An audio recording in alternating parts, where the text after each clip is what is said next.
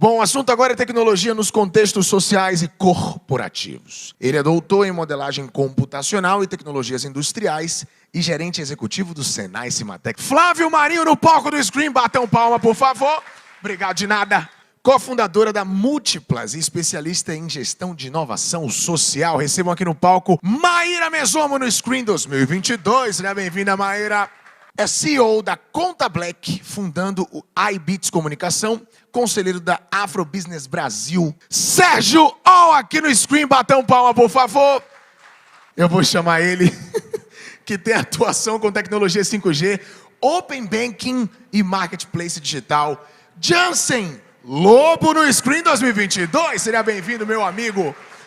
Olá, pessoal. Boa tarde. Um prazer imenso estar aqui. Queria dar boa tarde aos colegas aqui de mesa. Certeza que vai ser uma discussão muito calorosa, rica.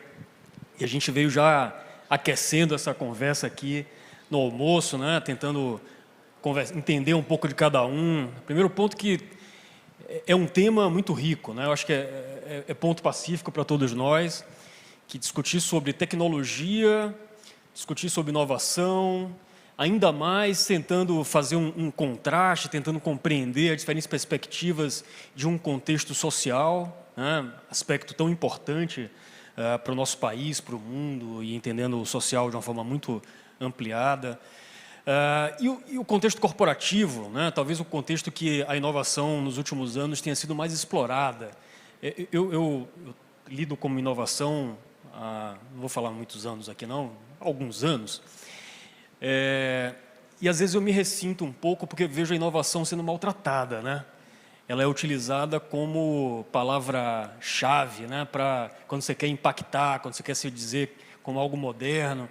Mas a inovação, a tecnologia, desde os primórdios, né? Os nossos mais antigos antepassados tiveram que desenvolver ferramentas, né? Para se alimentar, para conseguir alimentar a sua família, para conseguir se perpetuar.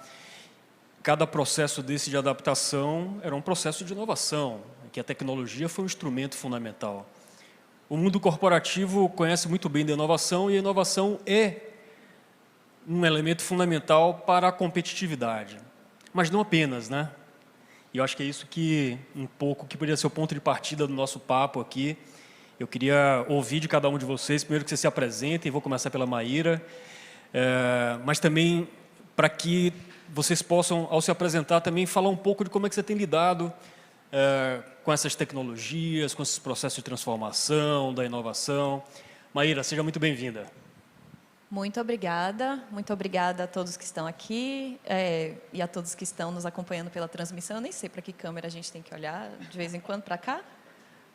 Tá, no meio. Boa, obrigada. Para mim é uma honra muito grande estar aqui, exatamente representando inúmeras mulheres que estão desenvolvendo trabalhos tão legais na área de tecnologia, e eu me sinto muito feliz porque o tema do painel ele dialoga muito com a minha própria história, que é entremeada de campo social e campo corporativo.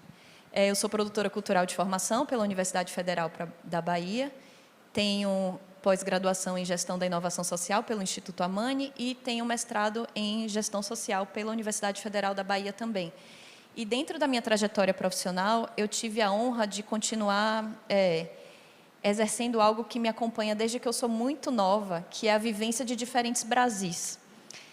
Minha família não é de Salvador, minha família é sertaneja, né, de Paulo Afonso, e eu tenho, obviamente, família retirante, espalhada por todo o Brasil, então eu tive a oportunidade de vivenciar vários diferentes realidades dentro da minha própria família, e dentro da minha atuação profissional eu consegui lidar com comunidades industriais, comunidades de marisqueiras, comunidades quilombolas, e isso eu tive a oportunidade de morar fora do país, numa cidade do interior da Índia. Então, eu acredito que esse entendimento da pluralidade, né, e das diferentes realidades acaba trazendo para a gente sempre esse pensamento do quando a gente está falando de inovação, quando a gente está falando de tecnologia, quem é que está produzindo essa tecnologia? E essa tecnologia está sendo usada a serviço de quê? Ou de quem?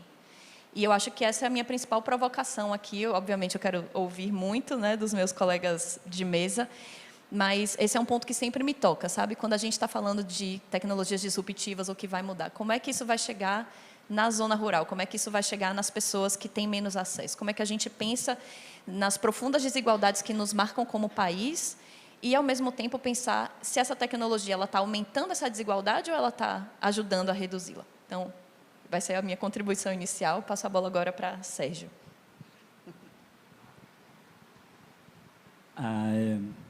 Para mim, é um grande prazer estar participando também desse painel. E eu acho que um pouquinho do meu contexto histórico, ele tem a ver justamente a falta do acesso, né? Eu sou, por ser um cara preto, nascido na periferia, eu vim da favela, vim da quebrada, né? Então, eu fui dos expoentes que presenciou a falta do acesso. E a vantagem de ter sido criada por uma família onde uma mãe, ela falava que eu poderia ser o que eu quiser, já era muito importante para o meu desenvolvimento como um jovem. Mas eu sou empreendedor, né? Eu sou empreendedor, comecei a empreender, me tornei um jovem intraempreendedor na década de 90, e depois, no final da década de 90, eu resolvi empreender justamente num segmento que era de tecnologia, né? Que era de games, né? Na época que um país era líder de pirataria, eu fui lá contrapor um não, transformar em sim, mostrando assim, não, vou mostrar para o mercado que o Brasil é consumidor desse tipo de tecnologia, né?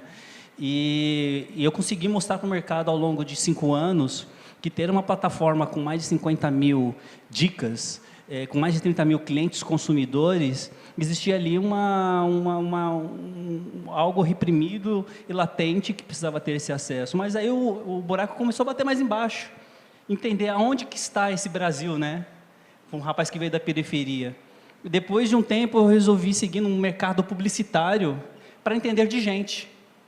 Fiquei por mais de 20 anos nesse mercado para entender de gente que nenhum produto, serviço ou grande empresa não conseguiria, por mais que o uso de tecnologia chegar até onde quer, se não entender do seu público final.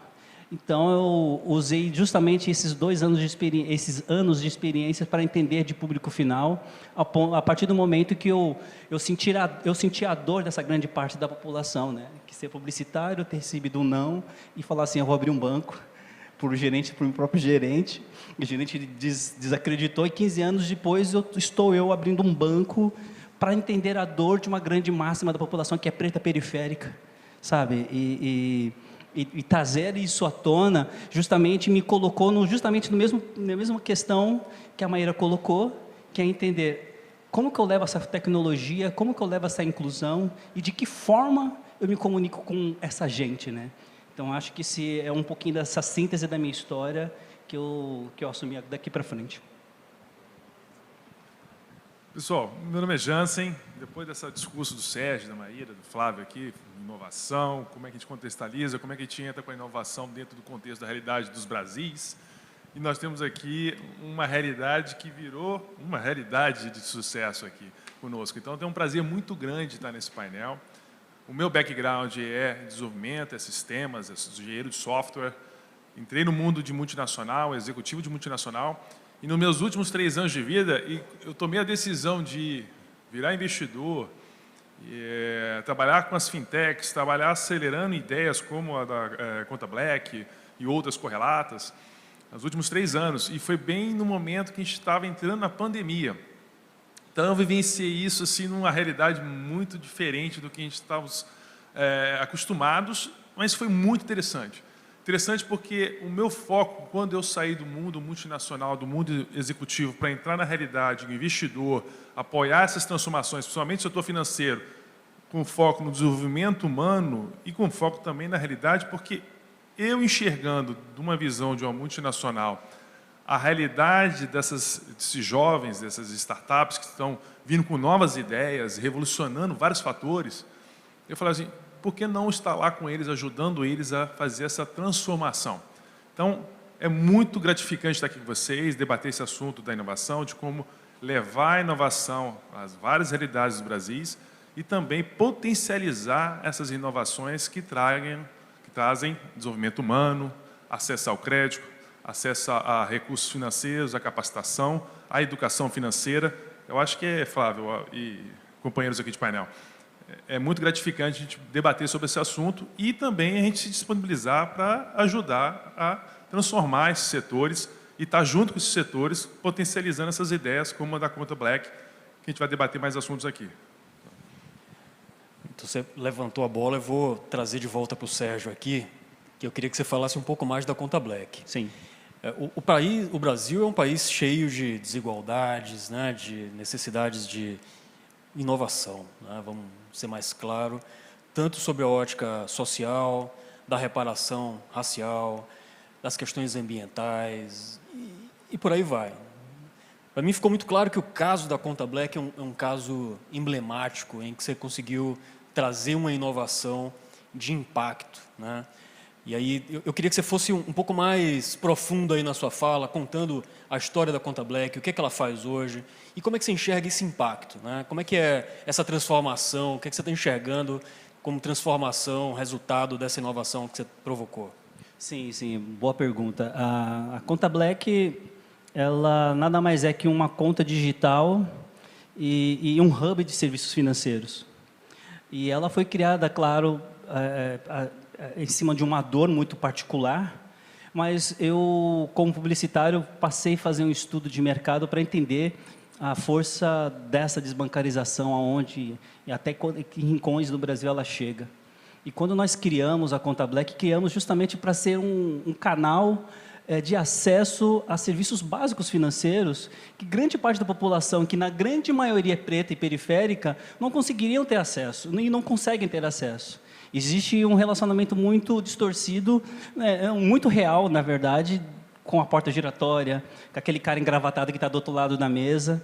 E a gente percebia que grande parte dos empreendedores, além de não terem a formalização, devido à formalização dos seus pequenos negócios, eles estavam à margem do sistema financeiro.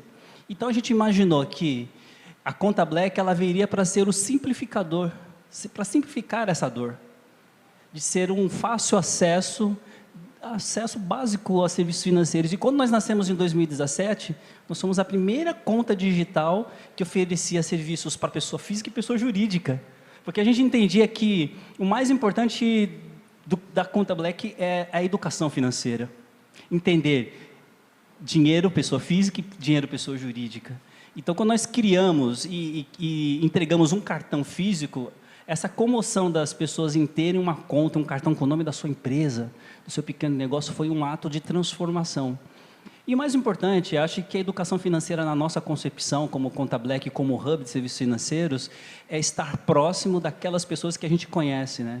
Ouvir as suas dores, entender os seus sonhos, suas perspectivas como empreendedores, para oferecer não um pacote de produtos e serviços, mas para estar ali justamente para atender uma necessidade específica, né?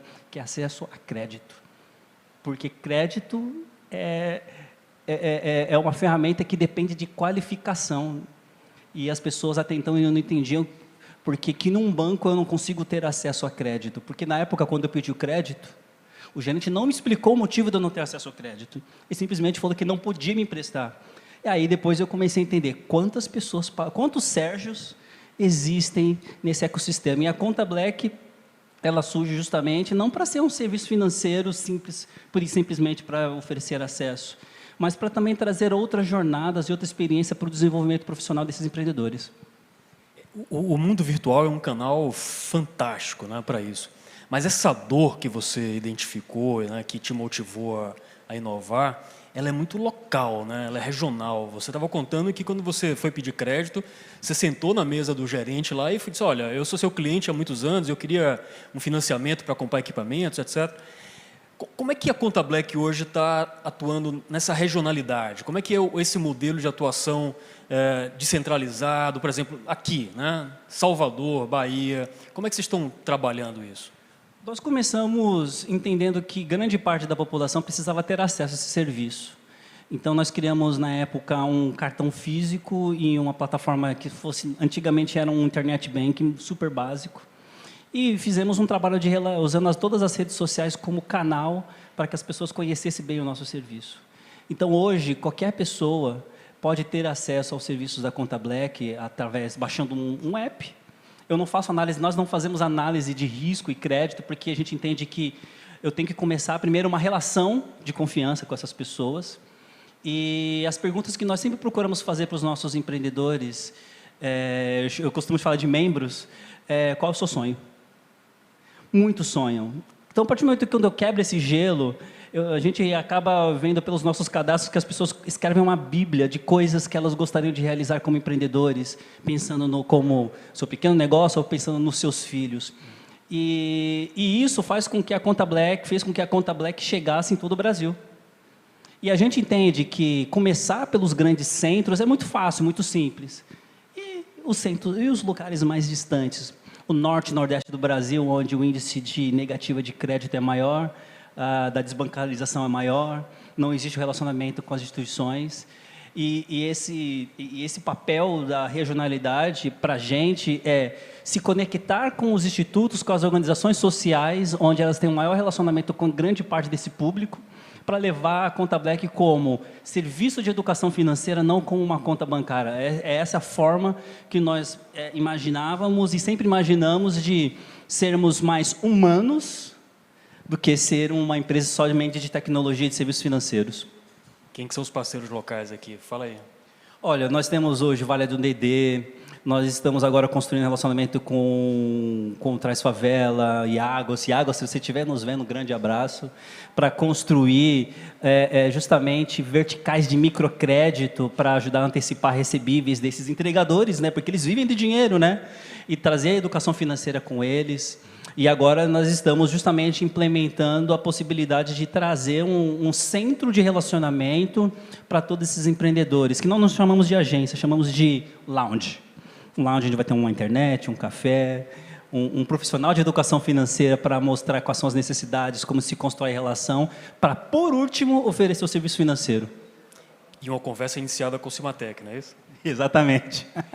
Jansen, você é um craque da tecnologia, né? Você está lidando com esse tema aí, com essas ferramentas há muitos anos, em multinacionais, investindo em empresas, M&A.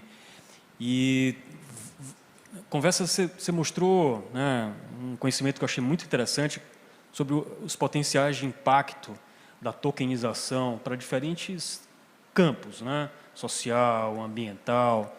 Ou seja, tecnologias como token, blockchain, tem usos que podem ser muito favoráveis à transformação, como o Sérgio tá realizando, mas a gente sabe também que a tecnologia ela pode ter um viés problemático. Então, você tem alguns estudos que mostram que modelos de inteligência artificial podem replicar entendimentos preconceituosos, discriminatórios. Então, como é que a gente pode enxergar nesse mundo das fintechs, no mundo da tecnologia em geral, o bom uso dessas tecnologias? O que você tem visto por aí? O tema tokenização, às vezes, assusta as pessoas, né? E, às vezes, é uma viagem, né? Por exemplo, às vezes as pessoas olham, acho que já teve tempo um painel aqui sobre metaverso, né? As pessoas acham que o metaverso, para algumas pessoas, é o avatar. Eu tenho um avatar. Mas o conceito do metaverso é o quê? Eu tenho um ecossistema de serviços em que todos vão ter acessibilidade a todos os serviços. Esse é o conceito do metaverso. É dar acessibilidade com ecossistema a serviços. Então, quando você fala do desafio do uso correto da tecnologia nas realidades, principalmente dos Brasis, eu estava discutindo com o pessoal aqui, no almoço, de bater um papo, fala-se muito de moeda digital. Mas a gente tem a realidade do país que tem locais que a moeda é comunitária. Então, você fala assim, é uma realidade tão distante entre moeda digital, moeda comunitária e também com a pandemia, que se descobriu mais de 30 milhões de pessoas fora do sistema financeiro brasileiro, como é que você chega com tecnologia que vai, de forma uniforme, atender a todos?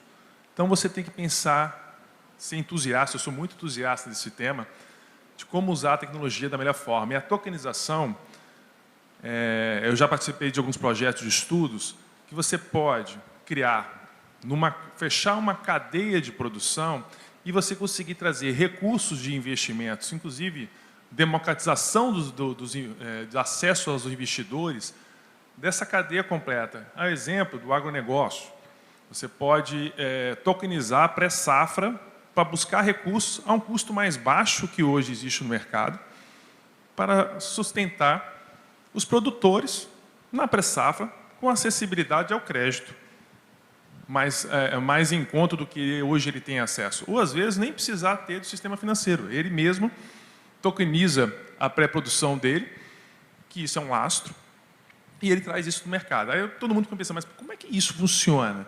Simplesmente você pega toda a cadeia produtiva e você fecha isso como se fosse um lacre, né, no blockchain, dizendo, olha, eu garanto que isso futuramente vai virar uma produção e que você vai ter uma rentabilidade perante a valorização do grão ao longo deste período. Então, isso é um ponto. Agora, isso pode ser levado para todos os setores. Inclusive, eu estava falando com o Sérgio, evoluindo a plataforma dele, de você criar um ambiente de economia colaborativa. O que é o ambiente de economia colaborativa?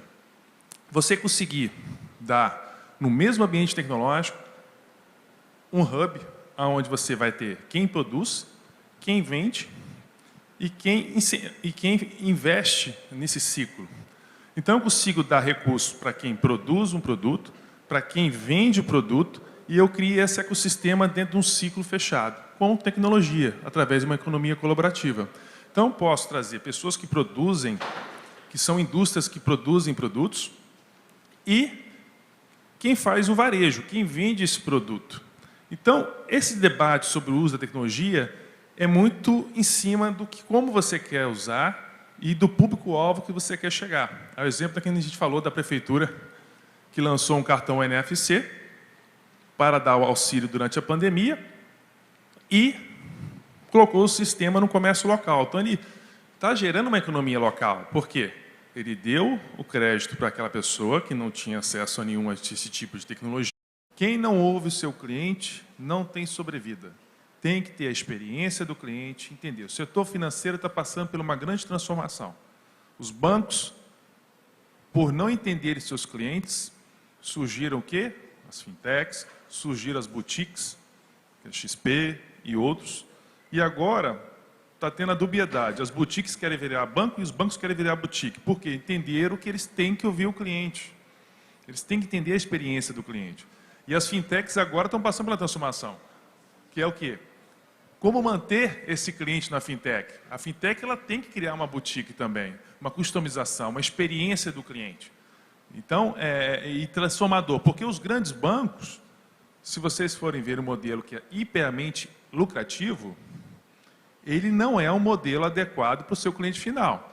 Porque ele ganha dinheiro em cima da cobrança abusiva de modelos como cheque especial, como cartão de crédito, com juros altos. Então, você tem que se preocupar, aí que entrou as fintechs, que surgiram com outro modelo que agradou a muitos. Mas agora as fintechs estão passando por uma outra transformação. Como é que eu consigo manter esse cliente trazendo outras características adicionais, além de não só deixar de cobrar uma taxa por conta corrente? Então, aí está surgindo também os ecossistemas, que você vai ter vários serviços, desde pedir a sua comida, desde você pedir seu transporte, ter uma conta digital, ter um seguro. Então, é um ecossistema de serviços. Então, é isso, gente. Foi uma honra, prazer participar dessa conversa hoje com vocês. Muito obrigado. Obrigado a participação de todos aqui presentes. Espero que a gente possa retomar esse papo em breve. Um abraço, boa tarde. Valeu, pessoal.